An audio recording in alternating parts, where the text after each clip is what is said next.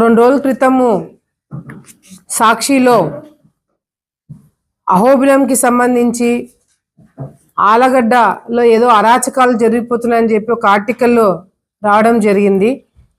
మరి అదేవిధంగా ఈరోజు సడన్గా ఏంటబ్బా ఈరోజు ఎందుకు ఇంత మా గురించి ఇంత దృష్టి ఎందుకు పెడుతున్నారని చెప్పి అనుకున్నాను. తర్వాత గుర్తొచ్చింది ఈరోజు జగన్మోహన్ రెడ్డి గారి పుట్టినరోజు అని.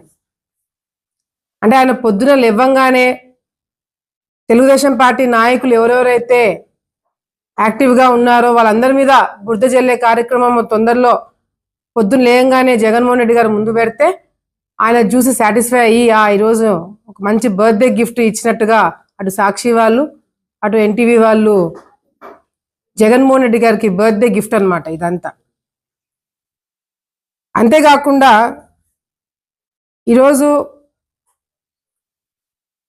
నా ఏదైనా పనిలో పడి ఏదైనా బిజీ ఉండి నా భర్త గురించి నేనైనా ఒక రోజు ఆలోచించడం మర్చిపోతానేమో కానీ సాక్షి వాళ్ళు మాత్రము నాకన్నా ఎక్కువ ప్రేమ నా భర్త మీద చూపిస్తున్నారు. కానీ ఒకటి మాత్రము చాలా సంతోషం, మిగతా పేపర్లలో మాది స్టేట్ వైడ్ న్యూస్లో వేసినా వేయకపోయినా మా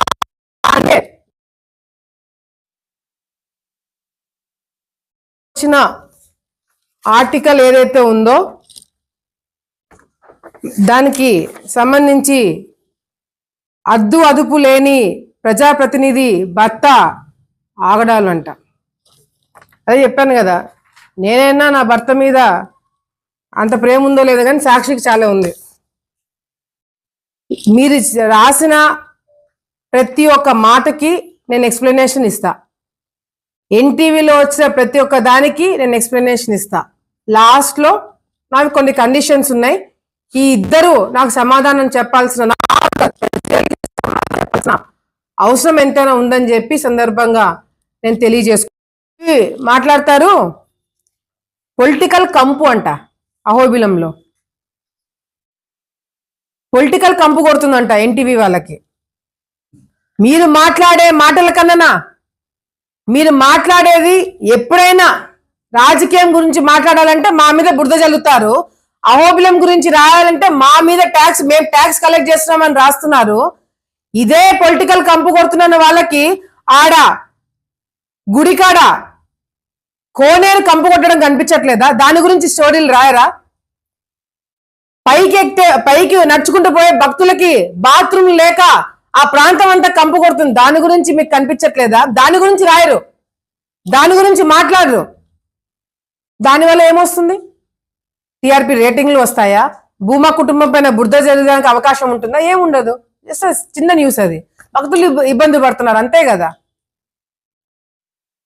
అహోబిలంలో మేము అరాచకాలు చేసి అని చెప్పి మాట్లాడుతున్నాను. సబ్జెక్ట్ కూడా రావాలా, సబ్జెక్ట్ కూడా మాట్లాడాల. టెంకాయల గురించి రేట్ల గురించి మాట్లాడుతున్నారు. ఆలగడ్డల రేట్లు ఎంత? టెంకాయలు అహోబిలంలో 12-11 షాపులు ఉంటే దాంట్లో 5-6 షాపులు వైసీపీ వాళ్ళకి సంబంధించినవే. సో దీంట్లో ఏ షాపుల గురించి మాట్లాడుతున్నారు, ఎవరు దొంగగా అమ్ముతున్నారు అనేది కూడా క్లారిటీ ఇస్తే బాగుంటుందని చెప్పి ఈ సందర్భంగా తెలియజేసుకుంటున్నాం. సారే కిరాణా షాప్ లో దొరుకుతుంది అన్నప్పుడు, పంచాయతీ మీ చేతుల్లో ఉన్నప్పుడు ఎందుకండి మాట్లాడలేకపోతున్నారు? ఎందుకంటే ఇంతవరకు ప్రెస్ మీట్ పెట్టి ఎవరు మాట్లాడలేదు? అంటే ప్రతిపక్షం ఆలగడ్డలు ఎట్లో చచ్చిపోయింది, ప్రతిపక్షంలో అంటే ప్రతిపక్ష హోదా లేదు కాబట్టి ఆ పాత్ర ఏదైతే ఉందో మమ్మల్ని రెచ్చగొట్టి మా మీద బురద జల్లే కార్యక్రమము వీళ్ళు తీసుకుంటున్నారు. నేను నిజంగా చెప్తున్నా, మేమేదో అరాచకాలు చేసి మా వాళ్ళకి ఏదో మేము ఒక పెద్ద సృష్టించి ఇవన్నీ చేయాలని అనుకుంటే మాకు సంబంధించిన డిపార్ట్మెంట్ వాళ్ళని మేము వేసుకునే వాళ్ళం కదా. ఎస్ఐని, సిఐని, డిఎస్పీని అంతా నేను కోరుకున్న వాళ్ళు నేర్పించుకునేదాన్ని కదా.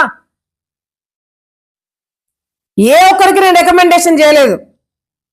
నేను తప్పు చేయాలనుకుంటే కదా దాన్ని సమర్థించుకునే వాళ్ళని నేను పెట్టుకోవాలనుకుంటాను. తప్పే అయినప్పుడు సమర్థించుకున్న వాళ్ళు ఎందుకు పెట్టుకుంటారు మండి? ఇంగిత జ్ఞానం లేకుండా మాట్లాడతారు. మొత్తం వైఎస్ఆర్సీపీ నాయకులు అందరూ కూడా అహోబిలంలో వైఎస్ఆర్సీపీ నాయకులు అందరూ కూడా కలిపి టెంపుల్ కి అంటే గుడికి రావాల్సిన డబ్బులు కట్టాల్సింది ఎంత తెలుసా? 2 నుంచి 3 కోట్ల రూపాయలు వైసీపీ నాయకులు కట్టాల్సిన బకాయిలు ఉన్నాయి. మీ సాక్షి వాళ్ళు దాని గురించి ఎందుకు రాలేదు? ఎన్టీవీ దాని గురించి ఎందుకు మాట్లాడలేదు? ఎందుకంటే వైసీపీ నాయకులనా?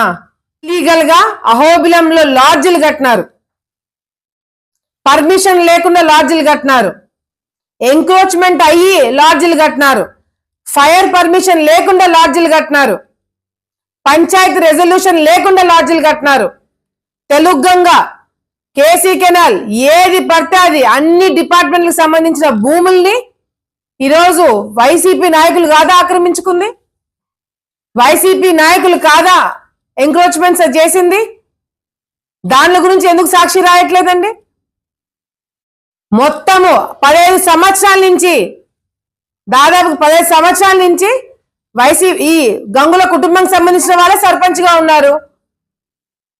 గత 5 సంవత్సరాలు దొంగగా కట్టిన లాడ్జీలు ఎన్నున్నాయి? పొద్దున్న లేస్తే రాత్రి పడుకునేంత వరకు నేను ఎప్పుడైనా పీఠాధిపతి గారు ఎప్పుడైనా అహోబిలంకి వస్తే మర్యాదపూర్వకంగా అప్పుడప్పుడు పోయి కలిసి వస్తాను నేను. కానీ అదే పనిగా పెట్టుకొని చెన్నై వరకు పోయి కలిసి వచ్చేది ఎవరండి? గంగుల కుటుంబ సభ్యులు కాదా? అదెందుకు సాక్షి వాళ్ళు రాయట్లేదు? మొత్తం మాదే నడుస్తుంది, మొత్తం మేమే ఉన్నామని చెప్పి మాట్లాడుతున్నారు. అహోబిలంలో దాదాపుగా 123 మంది పనిచేస్తుంటే దాంట్లో 30 మంది తెలుగుదేశం పార్టీ వాళ్ళకి సంబంధించిన వాళ్ళు, మిగతా వాళ్ళందరూ అవుట్ సైడర్స్, మిగతా వాళ్ళందరూ వైసీపీ నాయకులు. కందుకూరు సర్పంచ్ భర్త అహోబిలం టెంపుల్లో పనిచేస్తున్నాడు, సాక్షి రిపోర్టర్లు అహోబిలంలో పనిచేస్తున్నారు. ఇట్లా ఎంతో మంది వైసీపీ నాయకులు కొడుకులు, మనవళ్ళు, అల్లుళ్ళు అహోబిలం టెంపుల్లో ఉద్యోగాలు ఇచ్చుకున్నారు మీ వైసీపీ నాయకులు. మొన్నటికి మొన్న జుట్టుకు సంబంధించిన దొంగతనము గుడిలో జరిగితే,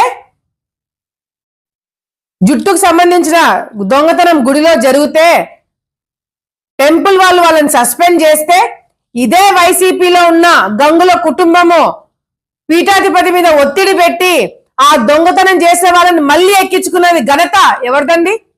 వైసీపీ నాయకులది కాదా? మీదా మాదా? దాని గురించి ఎందుకు సాక్షి రాయట్లేదు?